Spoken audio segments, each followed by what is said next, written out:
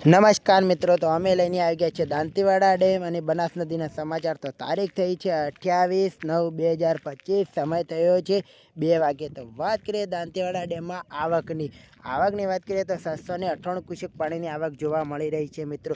દાંતીવાડા ડેમમાં ઉપરવાસમાં વરસાદ થશે તો આવકમાં વધારો જોવા મળશે, કારણ કે બનાસકાંઠામાં ફરી વરસાદી માહોલ જામ્યો છે મિત્રો। હવે વાત કરીએ સપાટીની તો 601.50ની સપાટી છે મિત્રો પોણી। ભયજનક સપાટીની વાત કરીએ તો 604 છે મિત્રો।